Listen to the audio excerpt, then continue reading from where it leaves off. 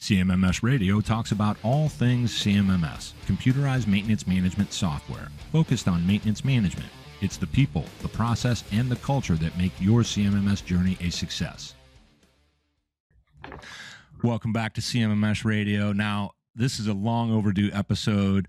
I've been looking forward to it for, it feels like a couple of months.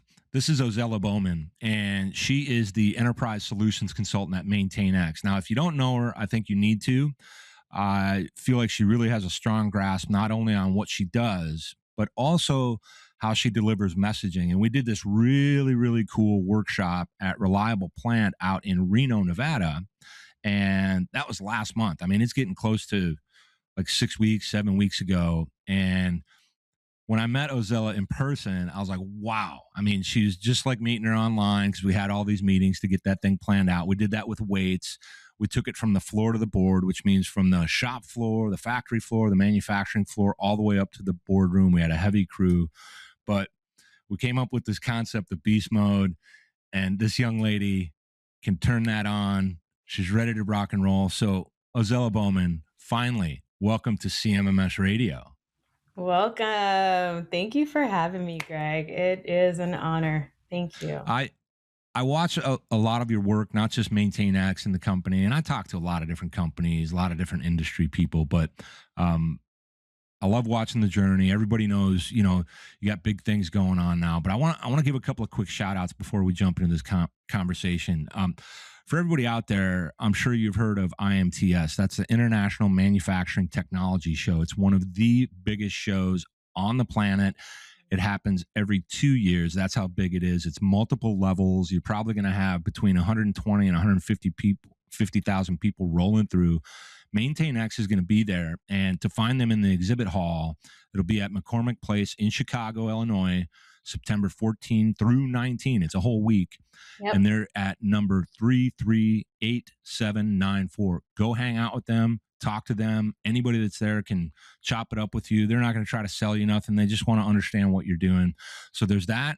Plus, MaintainX is going to be at SMRP. If you need to get to SMRP, I got you a 10% off discount code. I don't get nothing out of that other than helping people get to a great event.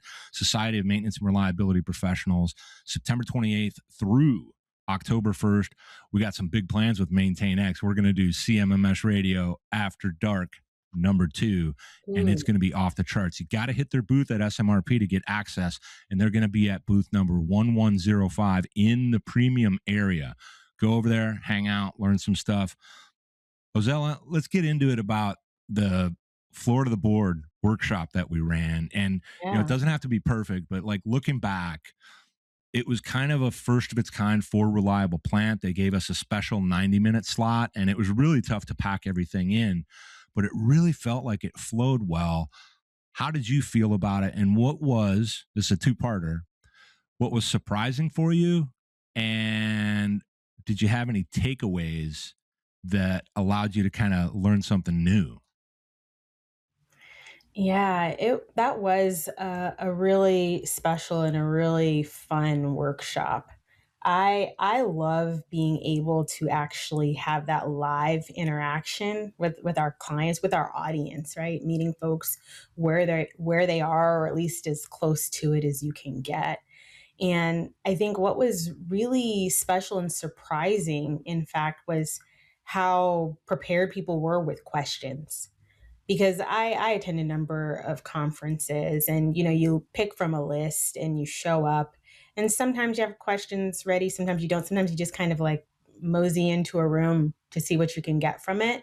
And the engagement in the session, I think, was really authentic and really pointed. So that was great. I think I try to keep my expectations low when you're in situations where you're not sure if folks are actually going to be proactive and engaging. But folks had out pen and paper. They were taking notes, they were asking questions, and they were trying to solve problems. Yeah, I think for me that was the same. And I love when we get that interaction going, because now instead of us trying to tell people something, show them something, they're starting to tell us something and show us something and give us opportunities to better understand them and where they're having challenges. And I think the concept and I think we all fell very nicely into our various roles. I was kind of off to the side. We had an awesome moderator that was Jeremy Drury, and Yeah. Mark Kincaid just crushed it for weights. You were just a pure killer, like I say, beast mode. And then we had Trent McJunkin, bat and cleanup, as a chief maintenance officer to help us understand how this impacts the entire organization. Do you think with what you do, and it's been for quite a while now, when you go to these different events or you're working with a client, maybe you're at a WrenchWorks event, something like that, does the story stay the same across the board, or do you encounter things that are really, really nuanced as it relates to how your technology is making impacts in maybe throughput, data contextualization, anything like that? Yeah, I think the major nodes, if we think about, process, if we think about the types of scenarios that we encounter, are the same at their core. Everyone is trying to get something done in the most efficient and effective way possible while preserving their bottom line and raising their top line, right? At the core of it, that is consistent. And the nuance tends to come in how we get there, right? We encounter clients that have these North Stars, again, with that same kind of core foundation of just wanting to get things done. And then we have MaintainX, right? Which is really just, it's work execution, but that platform built in to keep the physical world running and help people to take what they're doing in the physical world, digitize it and streamline it, right?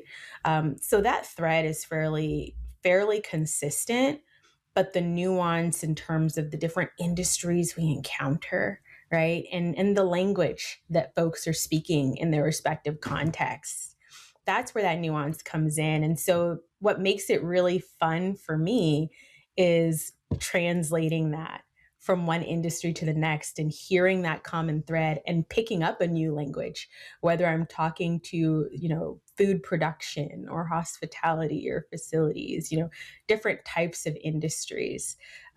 That's what keeps it fairly interesting and fun. Yeah. And I would say, if I look back, kind of watching from afar, maybe having a little bit more of an insider view at this point, when I watched the MaintainX journey, and we'll call it these last 8 years, where it all started with the primary focus area, where you got to focus on frontline adoption. And everybody talks about it. It really has to happen. You have to have something that's really easy for frontline to engage with, use, and stay consistent on it. They don't want to be bothered with, all right, this is going to take me 5 minutes to update this thing. And we all say it, but some solutions actually do it. And then from there, we start to scale into the organization. And that's why I keep harping on this floor to board concept, where Mhm. we take that language that you're learning when you're out with a client. It's an enterprise client, maybe it's an SMB client, but most typically for you, it's probably going to be an enterprise client, where we talk about connecting the dots. Mhm. In these environments, there's a lot of them, but the dots aren't always the same. They're a little off to the left, a little off to the right. And then you get to learn from kind of all levels of the organization when you're on site or when you're doing something online with them, right? Do you find that you have to speak a slightly different language, so to speak, or use a different kind of way to present the solution with an existing or potential client when it comes to the executive level, the C level individuals on that call versus the mid level? And I don't mean that as a bad thing. It's just people Sure. run different parts of the org, and then completely different at the boots on the ground level that are running on the front line dealing with this stuff. Are those always different for you? And if so, how have you navigated that? 100%. Yeah, 100%. I had maybe 4 hours worth of client calls just today, right? Presenting to different stakeholders at different levels of the organization. So, just even reflecting on the day that I've had, those conversations absolutely vary depending on who I'm talking to. And it's not because the product is changing, right? The platform, the application, it's still the same MaintainX, but the value that those users get from it, depending on where they're sitting, is articulated differently, and they're looking for different things, right? That frontline, when we're talking about the billions of frontline workers today that are, again, boots on the ground, right? They're not sitting at a desk, they're getting work done. They care about getting their work done. They care about work execution, and they care about how easy that is and how quickly they can do it, how effectively they can do it, and how few buttons they need to push to get it done. Yeah. Right? How swiftly can I just get to the next thing without a whole bunch of blockers and gates and having to re-navigate and fumble around to get to, just get it done, right? Yeah. No one That's wants to go digging.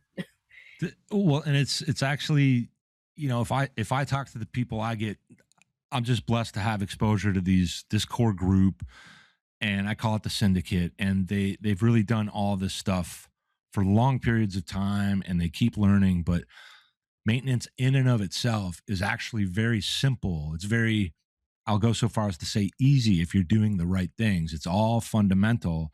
But when you talk about, or I talk about, or anybody else, this idea behind frontline adoption, Mm-hmm. inputs are always going to be the number one thing that gets you the outputs and therefore the outcomes that you want. And you're creating that visibility across the org. And then when you talk to the executive level, Yep. they may or may not know and understand those things. I think it's debatable whether they need to. A little bit they do, but when they can see a comprehensive picture and they know where it came from, Mm-hmm.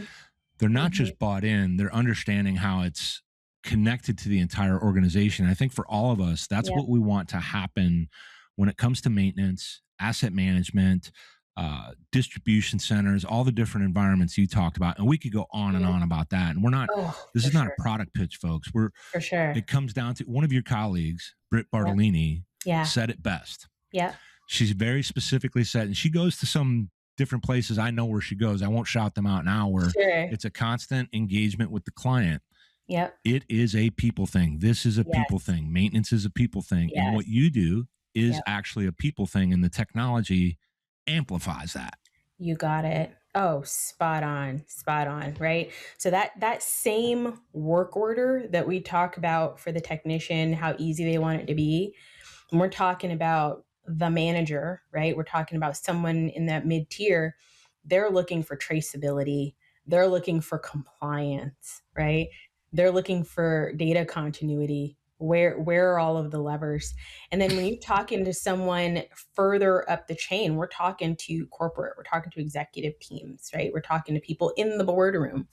They're looking for the KPIs, they're looking for the financial element of the transaction, the cost implications of that work order. That one work order has cost implications, leakage implications, downtime implications that impact the productivity of the business as a whole. So the same work order, but it means different things to those people in the three different segments. Yeah, I think if we boil it down, and I get to learn a lot of this from people, it's not just my own opinion. I mean, I tell people all the time, don't really listen to me, listen to the real deal pros, listen to the people that are really doing it, struggling with it, all those things, and listen closely. But when we talk about the boardroom and the executive level, because there are executives that aren't in the boardroom, but they're the direct support to the boardroom. They speak profit. They speak targets. They don't necessarily speak how did it get built, what were all the nuances there. That's not what they do. They don't necessarily, quite often they don't have time for that. They're there for a very specific job, so to speak. And I think what I'm curious about when it comes to the boardroom, do they ever kind of like sweat you and ask you questions that you already know maybe don't make sense from a maintenance perspective, and then you've had to learn on the fly and then get better and better at, yes, you need a dashboard like this, and they don't necessarily need to see a dashboard like that they need at mid-level. Do you ever encounter that? Oh, sure. Yeah, for sure. I mean, there's always some of that nuance about, what the boardroom wants that might potentially be out of scope for what might traditionally live within the maintenance solution or within the CMMS, right? Within MaintainX. But at its core, right, what are the inputs? Because that same bottom line that they're looking for, right? The same impact on their cost centers, the same levers that they need to pull for their different general ledger accounts and sub accounts are sourced back to the work that's done on those assets, which reside in, for example, the MaintainX asset register, right? Mm-hmm. Within that work order system. So there's always a thread back, and we just have to be clear about which inputs we're holding on to that they need. And if we can't do that dashboard, or if we're not intended to, right? Because some of those dashboards I don't even want to do. And that's okay. That's okay. Right. If it's not directly related to maintenance, but I know that maintenance has a lot of those inputs and it matters, like availability metrics, right? Labor cost implications from time to repair, Mm-hmm.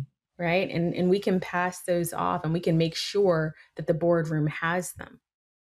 Right. So ideally, we want a maintenance team that's moving well, that gets support from the mid level, the top level, as a kind of way to describe it, Mm-hmm. boardroom executives. Mm-hmm. They get it, but they're not necessarily able to articulate it, but they know it's connected. They start to Mm-hmm. see that value. You connect all those things, kind of like building blocks, and Yep. that's where it really happens. That's why systems and leadership definitely owns the system that across the entire organization. Any system whatsoever, I'll probably die on that hill because leadership has to, in every way, somehow know their business top to bottom, left to right. But if you have those things moving well together and you don't get too much disruption, now you're really thriving with that contextual data. You've got that standardization, and they can make better decisions and start to understand better how maintenance, asset availability, which relates, of course, to reliability, which is enabled and empowered by proper maintenance, maintenance done right, right time, right reason, less buffer, less running around looking for stuff. And that's what this all really does. And you also have, and this is a little bit more product centric, but I want to ask this question. It just kind of popped into Sure. my head. Sure. When we talk about the integration with and the ability to communicate with something like weights, sensor technology, or myriad others, because you guys have a pretty wide footprint now. Now you start getting more and more data, but it's not just data for the sake of data. It starts to really paint a different picture, and people can, I'm assuming, play with the different levels of what they're seeing within the platform. Some people might never see the condition monitoring data that's coming in, but they're actioning their efforts based on that data. Is that There we true? go. There we go. Exactly. It's making data actionable, right? Because like exactly like you just said, not just data for data's sake. Right? We want to just be hoarders of information. Let's, and then there's so many companies that I've spoken with where that's exactly what they're doing. They're like, oh well, Mhm. there's a metric. Let's capture that. Let's capture that. Let's capture that. And then they've got databases upon databases full of information. And then what?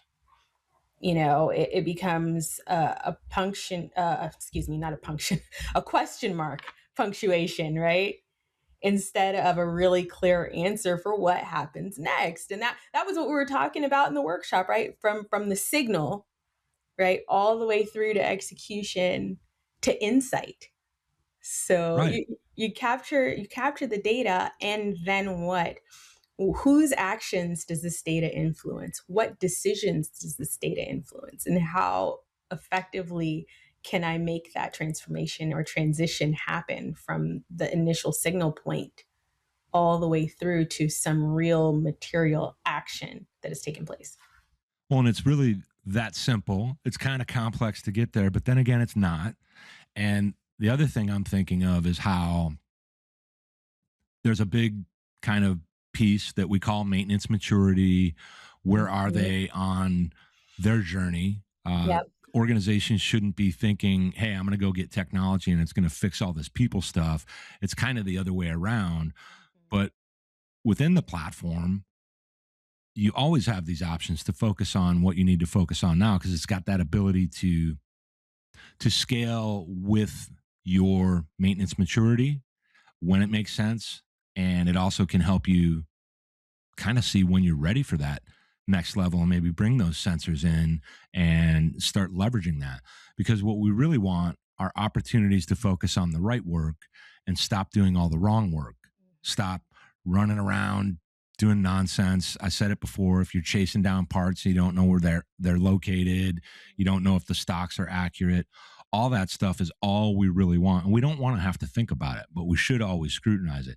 So, question, Yeah. when you look at maintenance teams that you've worked with, because not only do you do the demos online and base that a lot on discovery and what you've been able to compile as far as here's what they actually need, let's show them that. Yeah. Do you find, whether you're on site or doing it online, that it's easier for you over all this time to start to recognize when someone's about to try to do something they're not ready for yet? Do you encounter that with different maintenance teams? 1000%. 1000%. Absolutely. And, I make it my business to try to preempt that. I get really nosy, and I think that becomes the job of the solutions consultant or the sales engineer, right? To really kind of dig in and try to understand what is actually happening. What are the people doing? Because, we talked about this earlier, right? The people are at the center, right? It's the front line at the end of the day, not the technology. The technology matters if it makes their work better, right? Yeah. So when I'm meeting with clients or on site or, having conversations or even at conferences, my real objective is to understand what's actually happening in the day to day, who is doing what and why, right? And how often and when and for what reason. And then to understand where the technology augments that and makes that easier and streamlines it and potentially removes some steps that might not be necessary. Yeah. 100%, because we start to have clients that they want to bring in 2, 3, 4, 14 different technologies and just start layering them on to try to solve one issue after another without really planning out or thinking through what the real world process is, right? That, what I like about that is, you say you're being nosy. What I heard when you said that is you're being intentionally curious because you're looking for further understanding of what they're dealing with now, how are they moving now, and you're not there to say, hey, you're doing it wrong. You're there to say, now I understand, and this is how we meet that process. Because a lot of people make this mistake that the technology is going to fix those issues of movement and behavior, and I'm fascinated by it because I think we're all resistant to even little changes that disrupt our status quo. And we have just this awesome opportunity across organizations, whether we're providing the technology, listening and understanding and consulting on how they can leverage the technology. Maybe there's a consulting group, maybe they get my boys at Reliability X in there to teach them how to actually do maintenance so that it matches well with the tech. But the technology, it sounds like the way you're approaching this is, how can we match our technology to what you already do well or what you want to do well, as opposed to you need to change this, this, and this, because that latter one, that ain't going to happen. That's right.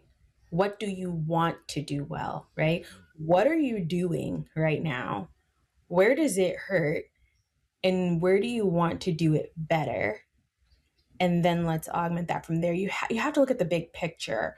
When I encounter clients that end up with, this really deep and heavy full stack of software, it's typically because they're looking narrow scope, very, very point solution, and then they start stacking and layering things together to fix everything that's not quite working how they want it to work.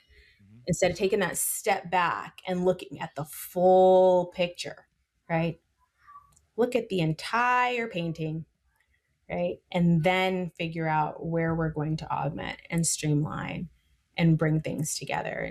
And it's a lot of fun when that starts to come together for clients.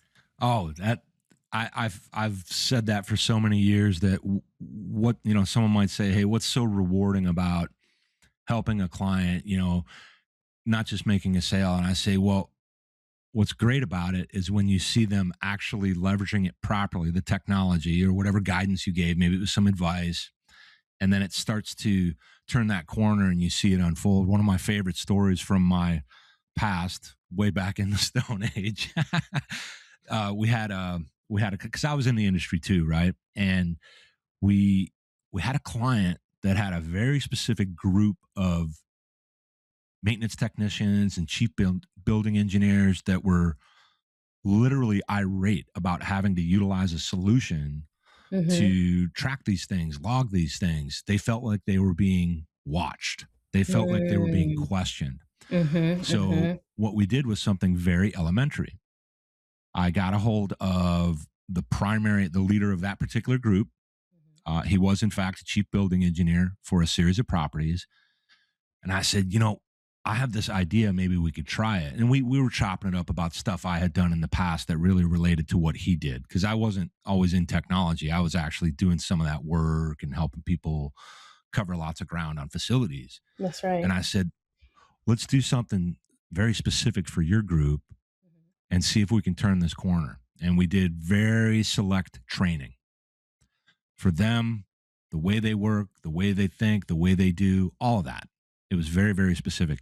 2 weeks later, we got a phone call unsolicited saying, we have no idea how we were doing what we were doing and keeping track of any of this stuff.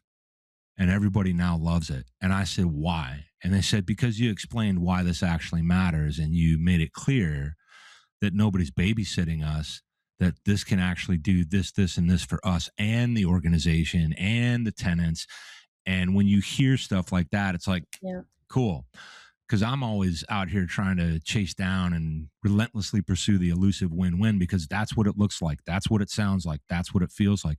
And you might hear from those people 10 years from now that say, hey, just wanted to say thank you for helping me way back when. And I think that's what we all really want. Absolutely. Absolutely. And something key that you said there was the guidance, right? Like giving folks the guidance.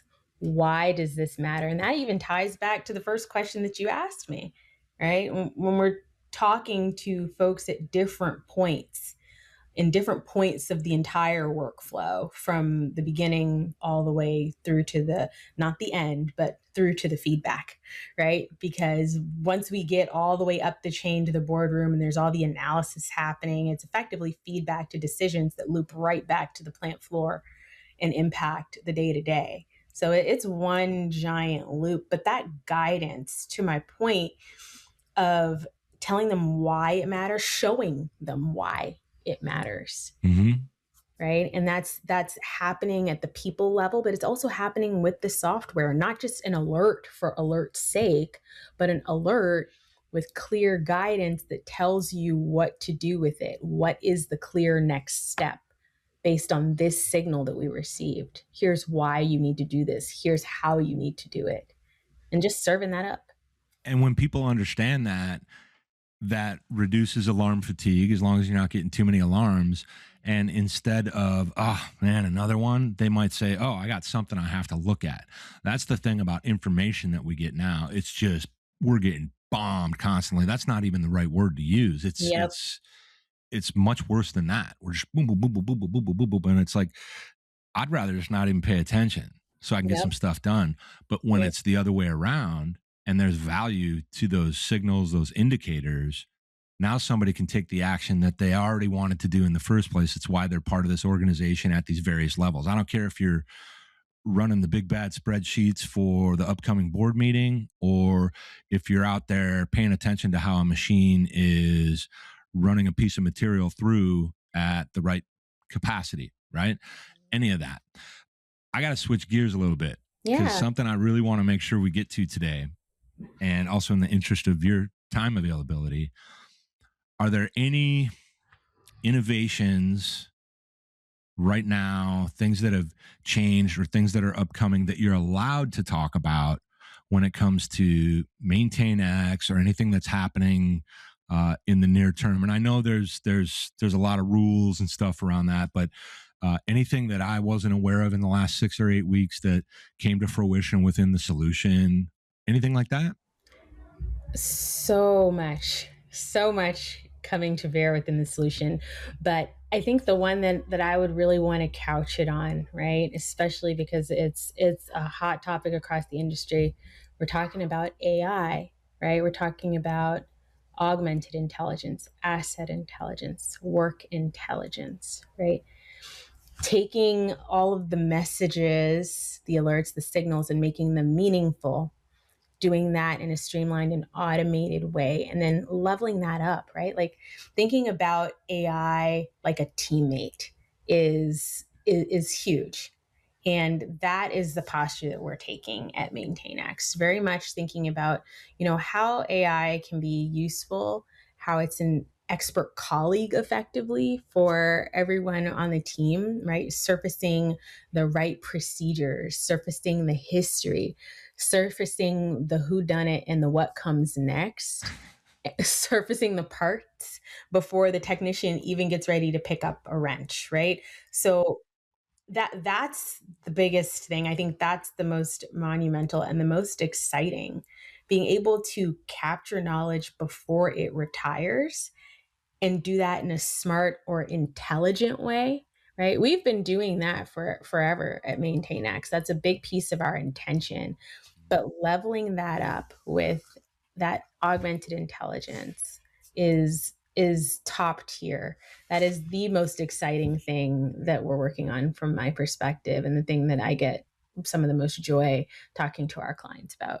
Well, and when it actually works and it actually adds value and it's not making stuff up and it has the right context, I also love that you called it augmented intelligence, because now you can treat it as a resource rather than something that's going to jam you up or take over. And that's important. I think that is a healthy outlook on what that really is, because there's a lot of different ways people attack this AI stuff. They slap a badge on this and that, and there are plenty of experts that will tell you it's not artificial intelligence yet. It's a Yeah. little soon to call it that. But when you say augmented intelligence, you're now talking about having an available resource. It reminds me of human in the loop. And I say, as long as it's being babysat, so to speak, being maintained like we maintain our machines and our facilities, then those guardrails exist so it doesn't start making stuff up. Now, There you go. I want to have a little fun before we wrap up the show. And every first timer on CMMS Radio must suffer through the fun question segment. And I'm hoping you're willing to do that first. Okay, let's see how much fun we can get into. All right. So the rules are, there's mostly no rules. Anything goes. We're not going to bash anybody by name, none of that kind of stuff. And this won't be like that. It's just for us to have a little bit of fun. So the very first fun question: what is your favorite music? Ooh, my favorite music. I love dance hall. I also love, yeah, I love dance hall. That's lots of fun for me. All right. Reggae, Very yeah. nice. Nice. And I don't think I've ever heard that answer in nearly, it's got to be close to 4 years or so. I've been doing that question, maybe 3.5. So that's really solid. And I know exactly what you're talking about. So very nice answer. So it's a way for us to get to know you in a There different we light. go. I love it. I love Fun it. question number 2.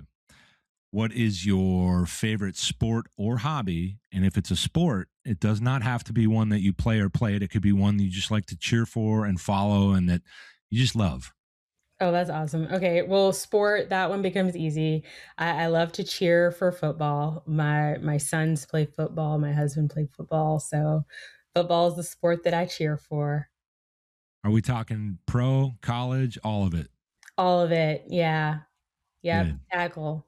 Gotta love it. good. American football, to be clear, for our international audience. Yeah, yeah. And we love the other football. I mean, Oh, we just yeah. had it for I don't know how many weeks, and Yeah, we just that had was a pizza for a blast. few weeks. It was great. Oh It yeah, was really good. Lots of fun here. Yeah. compelling. But yeah, we got training camps going on right now, and about another month, a little more, we're gonna be seeing all that action, so that'll be fun. All right, here's the big Absolutely. one. Yep. There's no wrong answers here, okay?